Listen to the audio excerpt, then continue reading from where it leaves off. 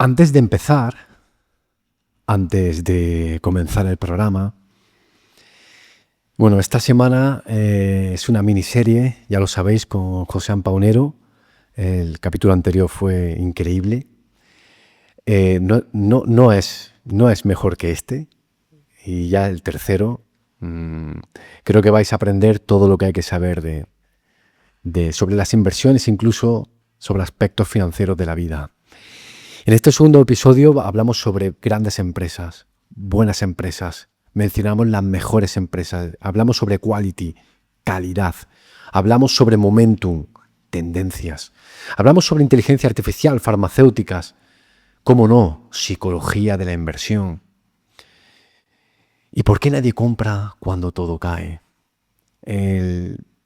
¿Por qué nadie compra cuando todo el mundo vende? ¿Por qué una empresa aburrida te hace rico y no vas a ser capaz de mantenerla?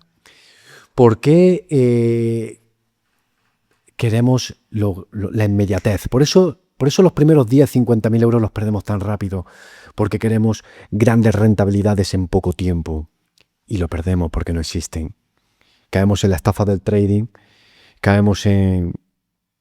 lo perdemos porque no existe. Porque una rentabilidad sostenida en el tiempo nos resulta tan complicada mantenerla. Porque cuando todo se complique, en la siguiente crisis no vas a ser capaz de comprar. Ya te lo digo yo. Al final, el cerebro humano no está preparado para las pérdidas. El cerebro humano no está preparado para ciertas cosas, ¿no? Lo decía en el propio programa. Dicen que el Reel, el TikTok, que nos ata... Las redes sociales, el pam, pasar, dicen que lo están atontando. Pero realmente no es así, ¿no? Es que el creador del algoritmo conocía el cerebro humano, un cerebro atontado. Y no te des por aludido. Simplemente digo un cerebro hecho para rapidez, inmediatez, y lo que no comprende no quiere saber nada de ello.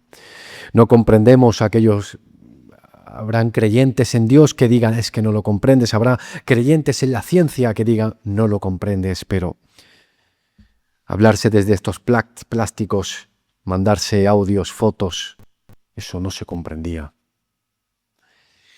A veces las cosas no hay que comprenderlas, a veces las cosas no hay que entenderlas, simplemente hay que entender que funciona, qué es lo que funciona y qué es lo que no funciona. Y eso es justo de lo que hablamos en este capítulo. Así que puede ser que haya cosas que no entiendas, cosas que no comprendas, cosas que no veas, porque no todo lo que te dice la ciencia puedes verlo. ¿Cuántas veces has visto una molécula? Hay veces que tienes que experimentar, trabajar sobre ti, pensar, hacer una especie de rezo, imaginar.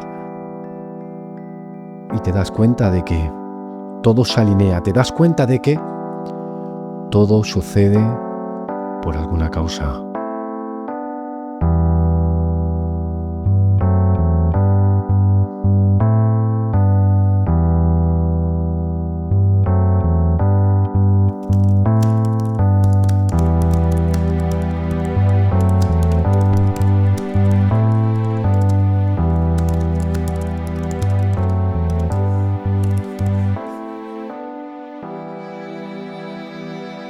Visa Mastercard, que es una empresa aburrida, o sea, es la definición del quality, del value, o sea, es una empresa aburrida que te meten un 8% todos los años, te van metiendo una rentabilidad extraordinaria. Me hace mucha gracia Telefónica, muy mencionada en este podcast, porque posiblemente de las empresas más compradas por los españoles de banca privada tradicional. No lo sé, o sea, es que dices, tengo acciones de Telefónica y dices, no sé qué haces con ellas. Y digo, pues, ¿no preferirías tener acciones de Apple aunque esté cara? Porque está hablando de una empresa que tiene un menos 75%, ni dividendo, ni dividenda, un menos 75% desde que sale a bolsa, cada vez vale menos. Te metes rollo de la número 1 en telefonía fija, porque yo soy Movistar y el teléfono fijo te lo metes, yo tendré un número, pero ya para decir el número 1 de telefonía fija. Y al final la gente el inversor no sabe hacer esa distinción de que es un negocio extraordinario y que es un negocio maquillado, que moverá hilos, seguramente moverá hilos, y ahí donde... Y un negocio totalmente politizado. Exacto. O sea, que Telefónica está hipercontrolada por el gobierno de turno, que toque, ¿no? Entonces, claro, merece la pena tener ese tipo de inversiones, ¿no? Cuando te has dado cuenta que han salido casos de que alguien le ha pagado a tal político que le ha puesto en ese consejo, o que le ha pagado por estar en no sé dónde. Entonces, cuando alguien paga por eso es que te das cuenta que está pagando con tu pasta, con tu dinero, ¿no? Entonces dices, yo no quiero tener eso, ¿no? O sea, ¿qué es lo que, por ejemplo, yo compré Visa y Mastercard porque anteriormente tuve una empresa que se llama Tu Pago Seguro, y esta empresa nos dedicamos a tema de procesamiento de pagos y necesitabas pasar por Visa y Mastercard, sí o sí, no había otra opción. Y me acuerdo, que, ya te digo esto hace 20 años, y llegar a acuerdos con Visa era jodidísimo. O sea, incluso te decían, igual, imagínate, estabas en abril-mayo y te decían, vale, vamos a llegar a un acuerdo. Fenomenal, pero lo firmamos en enero. ¿Cómo en enero? Pues si estamos en abril-mayo, ¿me estás fastidiando hasta enero? Y claro, luego te das cuenta que el comercial que te estaba queriendo llegar al acuerdo, él veía su futuro, ¿no? Y decía, oye, yo ya llego a mis objetivos de ventas, no necesito más, entonces quiero hacerlo en enero contigo, porque si de repente consigo un 80% más de ventas, el año siguiente la empresa me va a decir que no un 80, sino un poquito más, ¿no? Y me acuerdo y decía, joder, estos tienen un negocio la hostia de bueno, o sea, que incluso se vende solo, tienen a comerciales que están mirando su futuro, no mirando el bienestar de la empresa, como en algún momento determinado cambie y venga alguien que diga hay que vender y hay que vender, se van a forrar, ¿no? Y la forma de entrar fue eso, no pensando en cosas raras, ¿no? Decir, hostia, es que tiene un negocio que se vende solo. O sea, y hasta los comerciales malos vendían, ¿no? Entonces, buscar esos negocios excepcionales en los que digas, aquí hasta el más tonto lo puede vender, ¿no? Es lo que hay que buscar de negocios realmente. Yo particularmente me muevo muy bien en la valoración de empresas. Yo mi grueso de cartera está siempre en empresas, porque además he conseguido llegar a ese punto en el que a lo mejor una empresa que ha subido mucho ya pues, te hace el 95-90% de la riqueza de toda tu cartera, ¿no?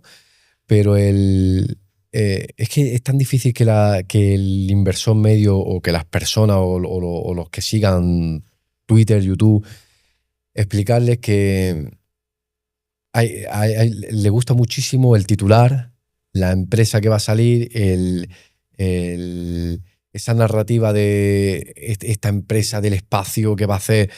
Y hay negocios en los que generan flujos de caja que todo el mundo tiene que pasar por ahí.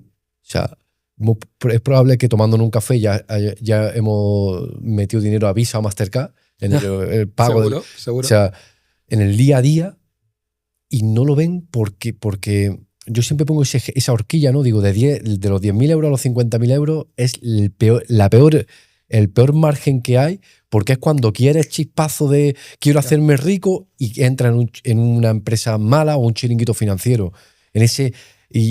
Porque luego ya te da miedo. Ya con 100.000, como me decía el de Mercadona, ya esto que pasa aquí, esto es mucho dinero, pero cuando estás en ese ni mucho ni poco, y es justo el punto de valoración de que hay empresas aburridas que ganan pasta, que generan flujos de caja con balances muy sólidos, y que haces un clic y eres coinversor de esa empresa así de fácil. Es que cuanto más aburridas las empresas, yo creo que son más interesantes, ¿no? O sea, efectivamente, al final el negocio aburrido que el rentable. Y cuando sobre todo no se esté escuchando mucho, ¿no? O sea, yo creo que y esto yo creo una clave, ¿no? Twitter y demás. Cuando todo el mundo habla en Twitter de algo, malo. O sea, hay que irse. Cuando ya de repente esa empresa se va perdiendo el buzz, empieza... Ya se ha llegado tarde. Sí. Si se habla es porque ha subido y ya ha descontado. Sí, era una de las cosas graciosas, pero me pasa tuve una época en la que salía mucho tema de farmacéuticas, ¿no? Porque tienen algunas de ellas ante unas bajadas espectaculares realmente, ¿no? Y me encontraba con mucha gente preguntándome sobre farmacéuticas, ¿no? Y siempre pensaba decir, ostras, cuando la gente me pregunta de farmacéuticas todavía no hay que entrar, ¿no? O sea, y gente con unos bofetones porque había caído determinada empresa un 50%, etcétera, ¿no? Todavía no. Pero cuando no, nadie las quiera ya. Pero cuando ya nadie me pregunte sobre estas empresas, o cuando de repente hayas presentado una empresa y tengas el típico comentarista que te diga, joder, ¿y por qué presentas esa mierda de empresa? O sea, ¿no? Ese es el momento realmente interesante, cuando tengas que comprar esos negocios que dejan de ser tan interesantes, ¿no? Y bueno, o sea, yo a nivel pues bastante personal estoy mirando mucho tema de farmacéuticas últimamente, porque creo que van a tener una buena revolución en las próximas décadas. Yo creo que vienen años muy, muy buenos para estas grandes farmacéuticas. La tenemos estudiada en el círculo privado, que ya te he visto antes que va a acceder al círculo privado de Salvados por la Bolsa. Y fíjate que o sea, el capítulo 1 del manual de asesor financiero de la CNMV te habla de capitalización y descuento. Entonces, mucha gente, muchos inversores no entienden que la bolsa está descontando el futuro. Sí. Y yo pongo el ejemplo del .com. El .com descontó lo que ha pasado ahora. Es decir, no la inteligencia artificial, sino el Internet.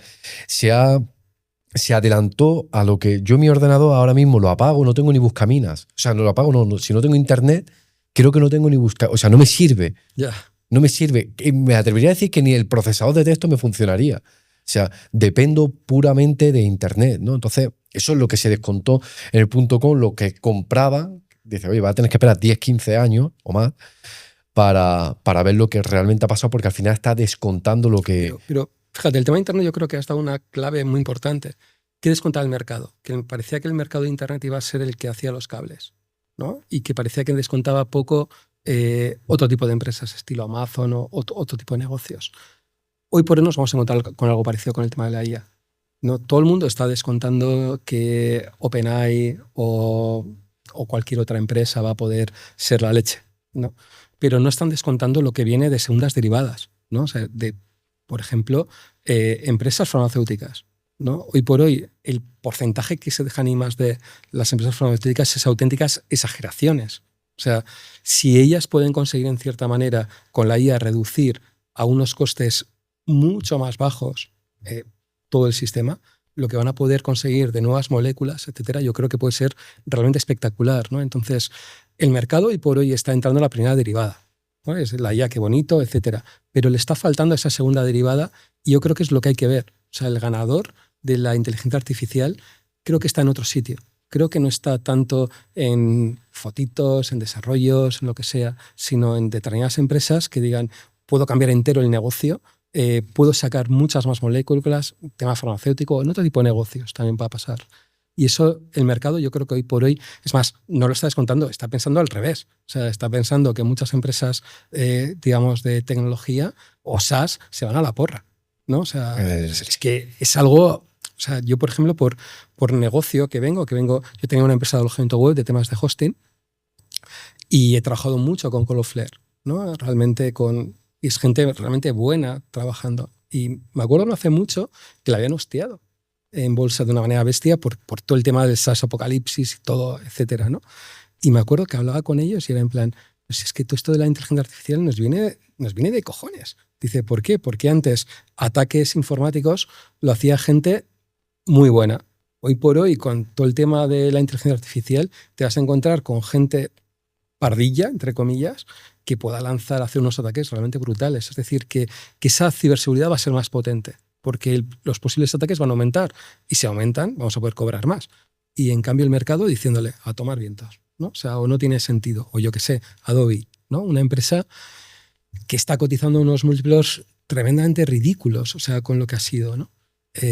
Parece que deja de tener sentido, pero es que yo sigo editando mis vídeos con Premiere. O sea, y todo el mundo acaba con Premiere. O sea, o con la Photoshop, propia voz, o lo que sea. Que es alucinante lo de la voz de Adobe, pero es uno de los...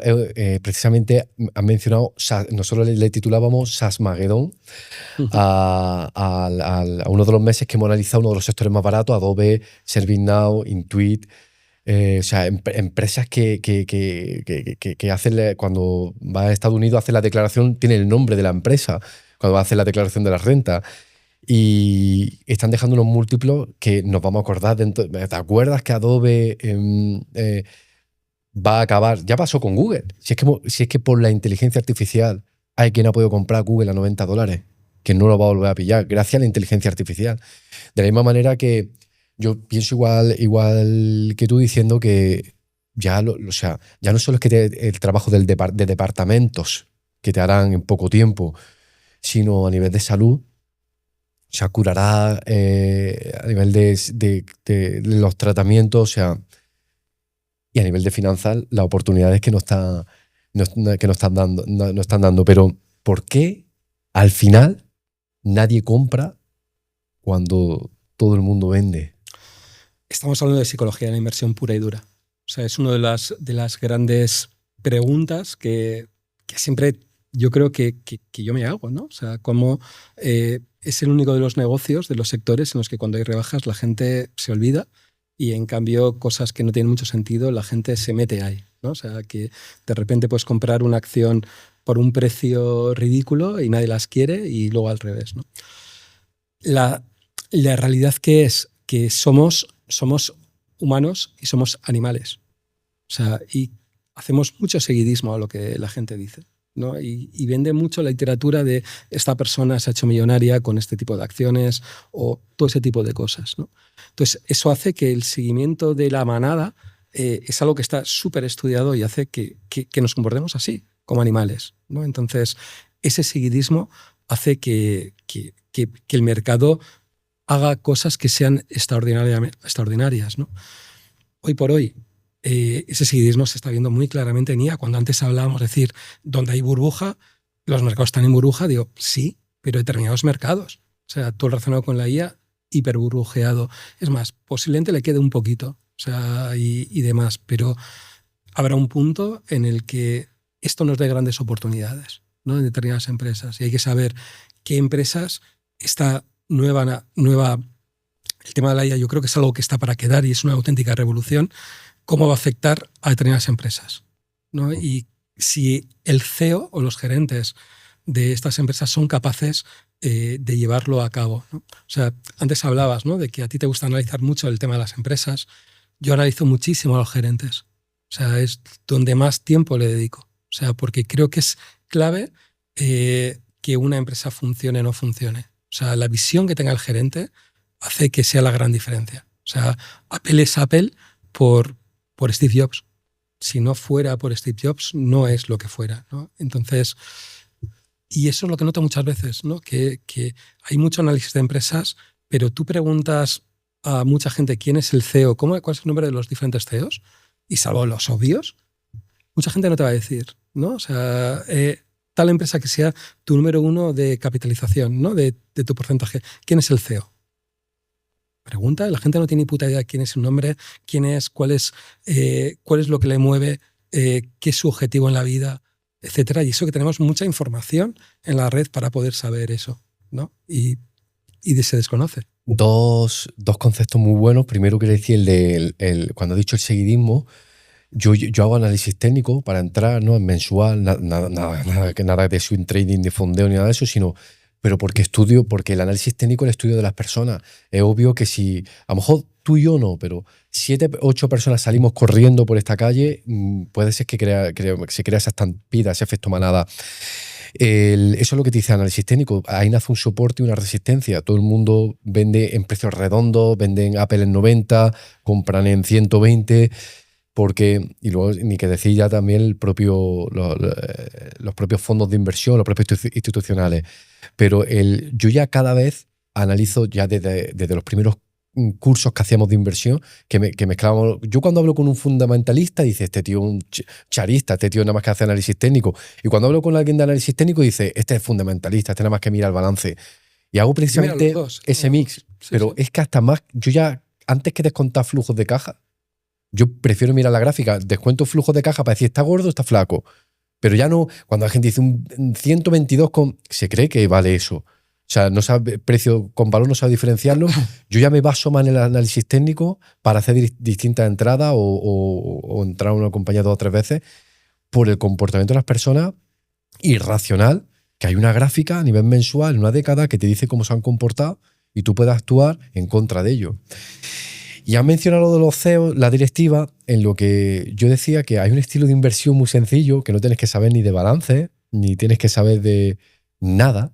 Lo único que tienes que hacer es ponerte los 20 mejores CEOs del mundo, ver las empresas que que llevan y seguramente sean las mejores empresas del mundo. O sea, un buen CEO va a estar en una gran empresa y va a hacer la empresa grande.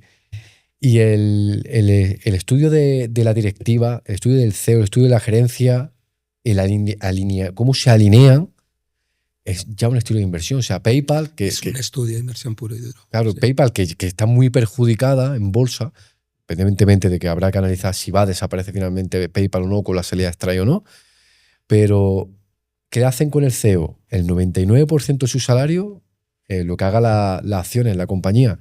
Entonces, al final, ¿qué están metiendo? Un CEO que se alinee con el precio de la compañía. O sea, solo el hecho de leer y estudiar CEO es un estilo de inversión, y yo conocí Palantir, porque yo soy inversor de Palantir a $20, luego promedié a 7, y fue porque viendo un documental que me ponía CEOs, porque al final, ¿qué te dicen? Cosas que aprenden muchísimo, como el tío que está en el TikTok grabando a multimillonarios no haber tenido un coche. Dice cosas que es que alucina. Y entonces me ponía a escuchar a CEOs para ver lo que decían, de ello aprendía mucho y decía, hostia, fue como conocido. Digo, ¿usted quién es? Alescar, este tío ya Palantir, ya fue el creador de ¿De PayPal, dónde viene? el Sí. primer accionista de Facebook.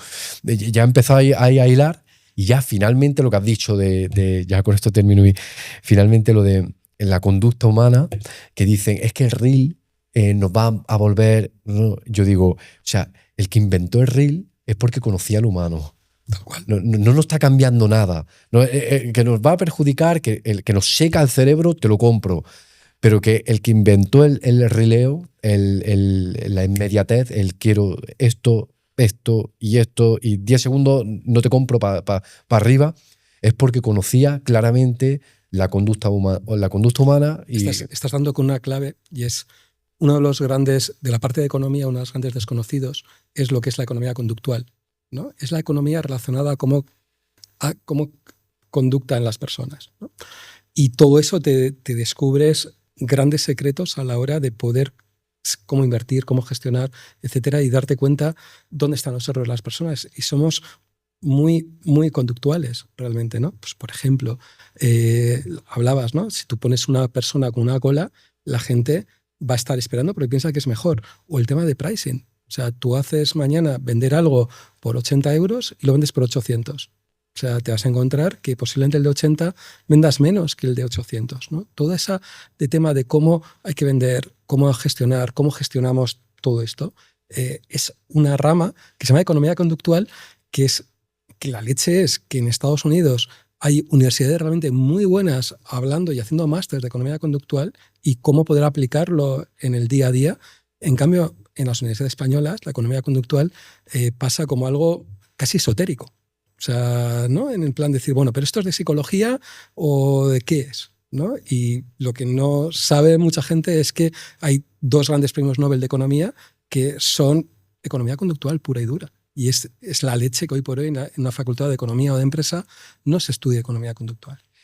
es que la carrera de matemática en el año 2018-2019 me contaba un profesor que se estaba llenando de analistas técnicos, de analistas de inversión, en búsqueda de respuestas, porque querían que si sabían muchas matemáticas, no solo sabrían el aspecto técnico, sino sabrían el balance, sabrían la contabilidad, se olvidaban lo más importante, que era la conducta que va a tener en el mercado. Da igual que sea inteligente, da igual lo que... Si el balance es claro, si tú no tienes determinación, no vas a hacer nada. Y creo que el mensaje es muy sencillo. O sea, es una suma de uno gana, otro pierde. O sea, en bolsa el que está ganando dinero porque otro está perdiéndolo.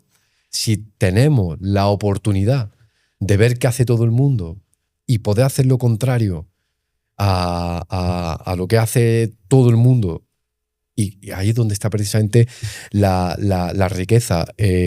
Caste decía, ¿qué más da que te diga si un buen precio de entrada de una empresa de ASTS, un buen precio de entrada $50 o $40, si cuando llega a ese nivel no vas a comprar? Ya.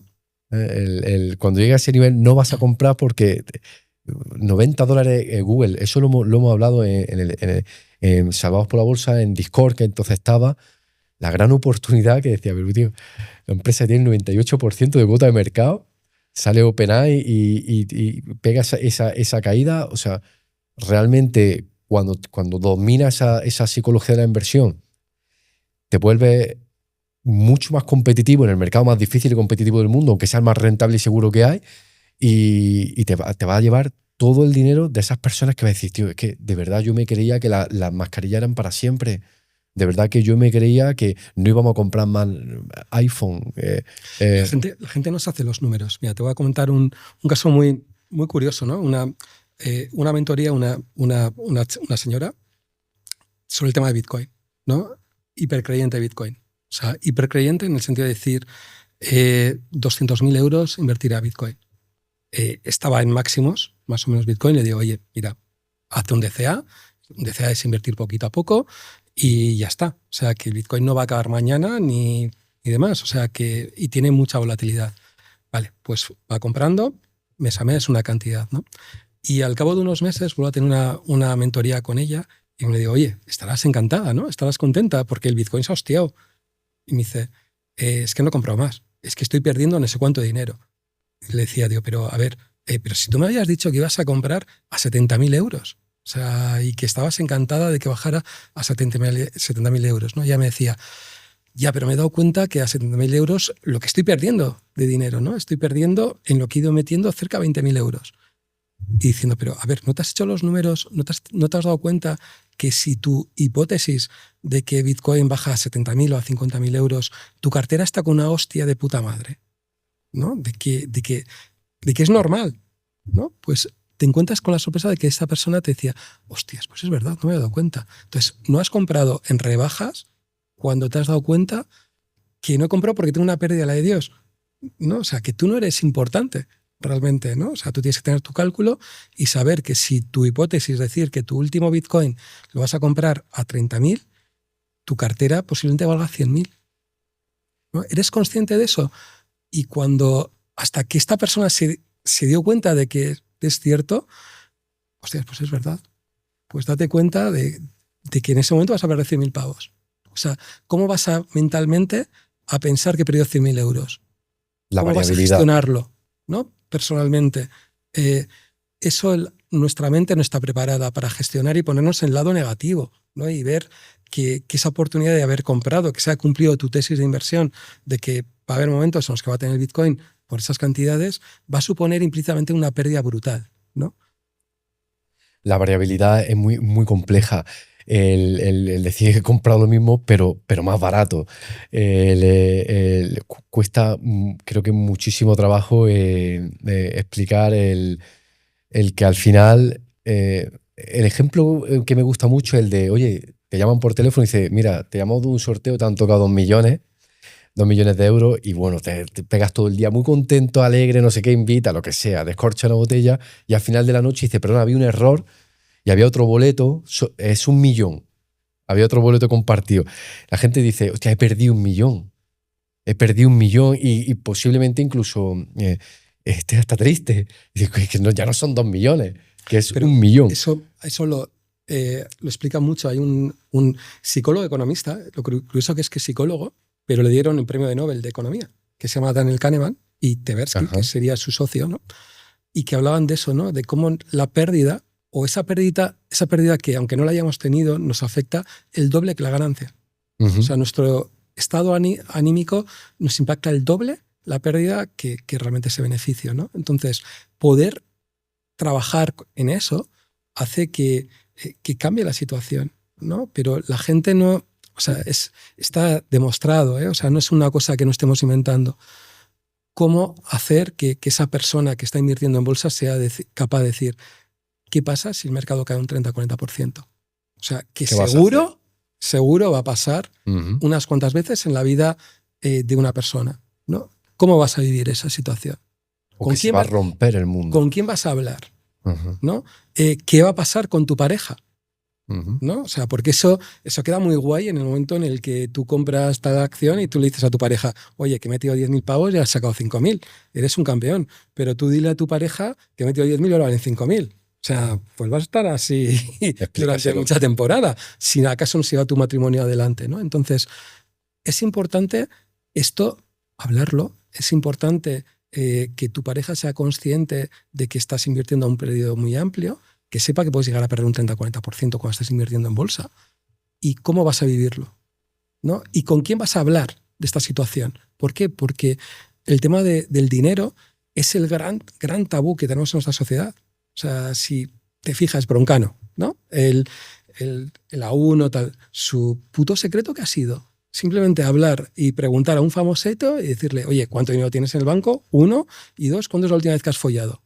O sea, esas 2 preguntas. La gente dice más fácil, ¿cuándo es la última vez que has follado? Pero ¿cuánto dinero tiene? ¿Cómo invierte? ¿Deja de invertir? No lo sabes. O sea, tú preguntas a tus colegas dónde invierten, qué tienen, cuánto dinero tienen, ¿no? No te lo van a decir. O sea, se sienten ofendidos porque hablemos de dinero. En cambio, hablando de otras cosas, pues no pasa nada, ¿no? Entonces, hay que hablar más del dinero. Es algo normal y no pasa nada. O sea, sabemos que va a haber caídas de un 30-40% en bolsa. Tienes que tener ese plan. ¿Qué va a pasar cuando haya esas caídas? ¿Con quién vas a hablar? Porque es importante hablarlo, porque como te lo acabes comiendo, puedes tener un problema muy gordo y cómo tratarlo, ¿no? Y eso creo que la gente no está preparada o no lo ha pensado. O sea, igual después, si de este podcast alguien se queda diciendo, decir, oye, si la bolsa queda un 30-40%, ¿con quién voy a hablarlo? Que para eso tener clubs privados de inversión, hablar con gente es importantísimo, realmente, y poder gestionarlo. Pero quédate con eso. Tengo un capítulo hecho sobre Kahneman. Es muy clave, es clave porque, por ejemplo, en el 2022, gracias a Discord, que éramos entonces 300 miembros, hablábamos de oportunidades cuando caía un 30% el Nasdaq. Y bueno, hubo gente que pilló meta tiro de precio porque lo hablábamos. Es muy importante hablar. Creo que el capítulo que estás desarrollando es un manual completo. O sea, de aquí, si coges 4 connotaciones, ya eres un gran inversor. Simplemente haz lo contrario que hace la gente. Hay herramientas que te dicen lo que hace la gente. Había uno en Discord que nos decía, he invertido 100.000 euros, va por 70.000 y mi mujer no lo sabe. Y él lo ponía en el abierto, en el Discord. Pero es que era real. Es real. Es importante llegar a hablarlo con tu mujer. Es más, te diría que muchas de las mentorías, unas cuantas mentorías que hago, no es que él, porque normalmente es él, sepa dónde invertir, sino quiere que alguien le diga a su mujer lo que está invirtiendo y por qué tiene sentido. ¿Por qué? Porque si no, habría problemas, ¿no? O sea, y por eso igual resulta que esta persona del Discord tenía que haber dicho a su mujer que entrara en el Discord y que viera lo que hay, ¿no? Que hablara con alguien más para tranquilizar. Pues fíjate que desarrollé un capítulo sobre esto, sobre él, porque la historia es tremenda. La historia es que, bueno, pues tenía cada uno un capital parecido, 100.000, se fue a 70.000 y mencionaba esto, y hicimos alguna serie de cambios, impulsada, bueno, hicimos hasta un desplazamiento a trabajar la cartera. Ahora, a día de hoy, una cartera de completo éxito, ha superado, también por una serie de cosas, pero ha superado el $500.000. Tuve que hacer un capítulo porque siempre bajo el anonimato y demás, pero la pelea con la mujer era ¿de dónde ha salido esta pasta? O sea, si has trabajado lo mismo que yo, tener el mismo trabajo, ligado al sector sanitario, si has trabajado lo mismo que yo, porque ¿de dónde ha salido esta pasta? Es que me estás engañando. No se entiende la inversión, no se entiende el interés compuesto. Es una locura. Es justo la contraposición, ¿no? Es decir, primero, lo que decía, he perdido dinero, cuéntaselo, y ahora hay mucha pasta. ¿Qué está pasando? O sea, es curioso, pero el tema del dinero... Y luego fíjate, ¿no? Cómo la gente no lo entiende, ¿no? Yo cuando con mis amigos de toda la vida, pues al final viendo la empresa y les digo, chavales, que ya no trabajo. ¿Cómo que no trabajas?